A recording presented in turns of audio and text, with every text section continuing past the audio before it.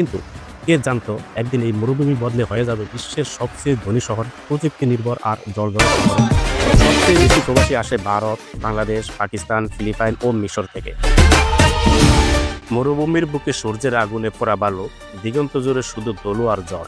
কেউ ভাবেনি এই নির্জন ভূমি একদিন হয়ে উঠবে স্বপ্নের নগরী। একটা সময় যে জায়গাটি ছিল শুধুমাত্র মরুভূমি আর মরুভূমি, যেখানে শুধু হাওয়া বাতাস বইতো আর বালু উড়ত। এই হাওয়া বাতাসের মধ্যে একদল মৎস্যজীবী খুঁজে বেড়াতো মুক্তা। কিন্তু কে জানতো একদিন এই মরুভূমি বদলে হয়ে যাবে বিশ্বের সবচেয়ে ধনী শহর, প্রযুক্তি নির্ভর আর জলজলে শহরে, যেখানে মানুষ বেঁচে থাকতে হতো কঠিন জীবনযাপন করে, জীবনের সাথে লড়াই করে। আজ সেই মাটিতে দাঁড়িয়ে আছে পৃথিবীর সবচেয়ে উঁচু ভবন বুর্জ খলিফা। যে শহরটির নাম গুগলে সার্চ করতেই সামনে ভেসে ওঠে বড় বড় শপিং মলের নাম, সোনার বাজার, বিলাসবহুল গাড়ি, বিশাল বিশাল অট্টালিকা। এক কথায় বলা চলে এটি কাছের শহর। এতক্ষণে হয়তো বুঝে গেছেন আমি কোন শহরের কথা বলছি। এই দেশটি হলো দুবাই। আজ যে শহরটা আমরা চিনি দুবাই নামে, সেই শহরটা শুধু দুবাই নয়, এটা এক স্বপ্নের নাম, এক অবিশ্বাস্য বাস্তবতার গল্প। চলুন আজ জেনে নেওয়া যাক কেমন করে মরুভূমি থেকে জন্ম নিল বিশ্বের বিস্ময়কর এই দেশ দুবাই। 1833 সালে আল মাকতুম পরিবারের নেতৃত্বে বানি ইয়াস গোত্রের কিছু লোক এসে দুবাইয়ে বসতি স্থাপন করে। তখন দুবাই ছিল একেবারে ছোট্ট এক মৎস্যজীবী ও মুক্তা আহরণকারী গ্রাম। এখানকার প্রধান পেশা ছিল মুক্তা সংগ্রহ ও বাণিজ্য করা। তখন দুবাই ছিল একদম ছোট একটি উপকূলীয় বসতি, মূলত দুবাই খোর এর আশেপাশে সীমাবদ্ধ ছিল। সে সময়ের জনসংখ্যা ছিল আনুমানিক 700 থেকে 800 জনের মতো মাত্র। আয়তন হিসেবে ইতিহাসবিদরা অনুমান করেন তখন দুবাইয়ে পুরো বসতি ছিল প্রায় 3 থেকে 4 বর্গ কিলোমিটারের মধ্যে। 1900 সালের দিকে দুবাই হয়ে ওঠে পারস্য উপসাগরের এক গুরুত্বপূর্ণ বাণিজ্য কেন্দ্র, যেখানে ভারত, ইরান ও আফ্রিকার সাথে বাণিজ্য চলত। দুবাই মূলত আরব আমিরাতের একটি ইসলামিক আমিরাত, যেখানে ইসলামী ঐতিহ্য খুব শক্তভাবে বজায় রাখা হয়। এখানে শরিয়া আইন অনেক ক্ষেত্রে প্রযোজ্য। জুমার দিনে সব অফিস বন্ধ থাকে এবং আজান দেওয়া হয় সর্বত্র। তবে দুবাই ইসলামিক মূল্যবোধ রেখে আধুনিকতার সঙ্গে ভারসাম্য রেখেছে, এটি তার অন্যতম সাফল্যের রহস্য।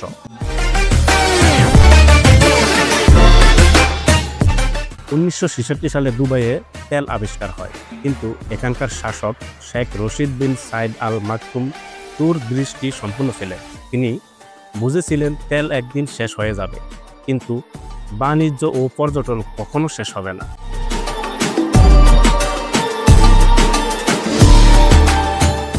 তাই তিনি শুরু করেন বন্দরের উন্নয়ন, বিমানবন্দর নির্মাণ, রাস্তা, শিক্ষা ও বাণিজ্য অবকাঠামো তৈরির কাজ।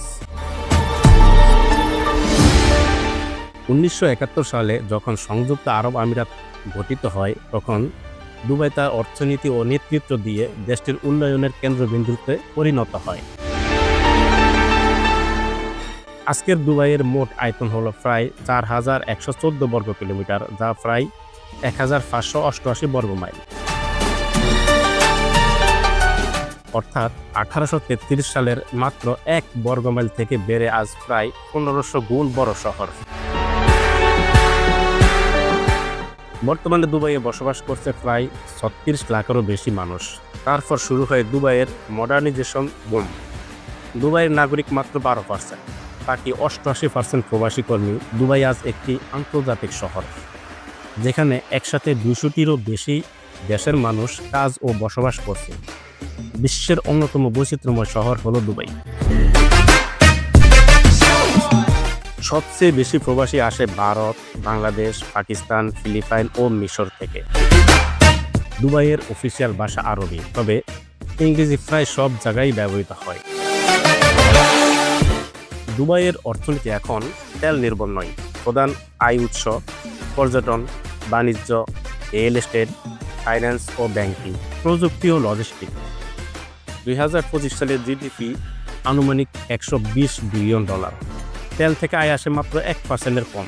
দুবাইয়ের জিডিপি পার ক্যাপিটা প্রায় $45,000, যা মধ্যপ্রাচ্যের সবচেয়ে শীর্ষ।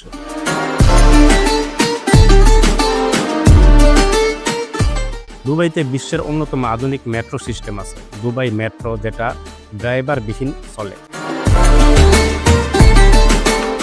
দুবাই আন্তর্জাতিক বিমানবন্দর DXB বিশ্বের সবচেয়ে ব্যস্ত বিমানবন্দরগুলোর একটি। দুবাইতে বছরে গড়ে 40 মিলিয়ন যাত্রী ট্রানজিট করে DXB বিমানবন্দর দিয়ে।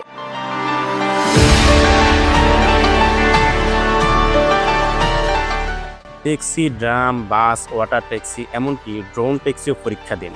দুবাইতে 70টিরও বেশি আন্তর্জাতিক বিশ্ববিদ্যালয় ও কলেজ আছে, যেমন American University in Dubai, Heriot Watt University, Dubai Internet City ও দুবাই সিলিকন ওয়েসিস হল প্রযুক্তির উদ্যোক্তাদের কেন্দ্র। সরকার এখন কাজ করছে দুবাই স্মার্ট সিটি প্রজেক্ট নিয়ে, পুরো শহরকে ডিজিটাল ও কৃত্রিম বুদ্ধিমত্তা নির্ভর করতে। দুবাইয়ের শাসন ব্যবস্থা রাজতান্ত্রিক শাসন। শাসক পরিবার আল মাকতুম পরিবার। বর্তমান শাসক শেখ মোহাম্মদ বিন রশিদ আল মাকতুম। UAE এর ভাইস প্রেসিডেন্ট ও প্রধানমন্ত্রীও তিনি নিজেই। ইসলামিক শরিয়া আইন প্রয়োগ হয় পারিবারিক ও ব্যক্তিগত বিষয়ে। দুবাই এসেছে আরবি শব্দ দাবা থেকে, যার মানে ধীরে ধীরে প্রভাবিত হওয়া। দুবাই কোর নদীকে বোঝায়। দুবাইয়ের অপরাধের হার বিশ্বের মধ্যে সবচেয়ে কম।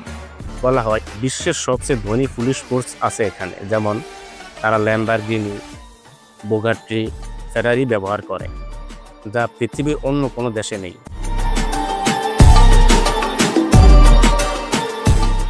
দুবাইয়ের কোনো আয়কর নেই, অর্থাৎ কোনো ইনকাম ট্যাক্স নেই। Income tax 0%। রমজান মাসে সরকারি অফিসের সময় কমিয়ে দেওয়া হয়। 1999 সালে বুর্জ আল আরব পৃথিবীর একমাত্র 7 তারকা হোটেল। 2010 সালে বুর্জ খলিফা বিশ্বের সবচেয়ে উঁচু ভবন। ফার্ম, জুমেরা, দুবাই মল, দুবাই মেরিন, এসব প্রকল্পে পুরো মরুভূমি বদলে যায় এক স্বপ্নের শহরে। আজ দুবাই বিশ্বের সবচেয়ে জনপ্রিয় ট্যুরিস্ট ডেস্টিনেশনগুলোর একটি।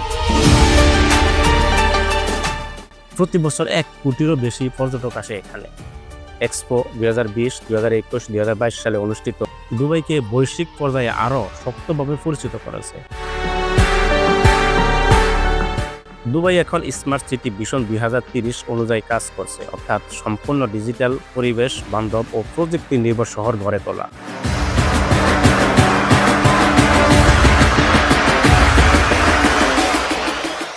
Hyperloop train, floating city, Mars mission, supported centre, এমন দুবাই ফতের ফাউন্ডেশন নামে ভবিষ্যৎ উদ্বোধনী কেন্দ্র তৈরি হয়েছে। ইসলামের শিক্ষার আলোকে ন্যায়, পরিশ্রম ও শৃঙ্খলা ও দূরদৃষ্টি দুবাইয়ের সাফল্যের চাবিকাঠি। ছোট্ট মরুভূমি আজ বিশ্বের সবচেয়ে ধনী শহরগুলোর একটি। প্রমাণ যে পরিকল্পনা, নেতৃত্ব, আল্লাহর উপর ভরসা থাকলে অসম্ভব সম্ভব হয়। একটা সময় ছিল যখন এখানে ছিল শুধু বালু আর বাতাস, আজ সেই জায়গা দাঁড়িয়ে আছে বিশ্বের সামনে উন্নতির প্রতীক হয়ে। এই ছিল মরুভূমি থেকে স্বপ্নের শহর হয়ে ওঠা দুবাইয়ের অবিশ্বাস্য যাত্রা, যেখানে বালুর পাহাড়ের নিচে লুকানো ছিল পরিশ্রম, বিশ্বাস আর দূরদৃষ্টির এক মহাগল্প। দুবাই আমাদের শেখায় অসম্ভব বলে কিছু নেই, যদি থাকে ইচ্ছাশক্তি আর পরিকল্পনা। যদি ভিডিওটি ভালো লাগে থাকে তাহলে একটি লাইক দিন, আর এমন অনুপ্রেরণাদায়ক ও তথ্যভিত্তিক ভিডিও দেখতে চ্যানেলটি সাবস্ক্রাইব করে পাশে থাকুন। দেখা হবে পরবর্তী কোনো ভিডিওতে। সে পর্যন্ত সবাই ভালো থাকুন, সুস্থ থাকুন। আল্লাহ হাফেজ।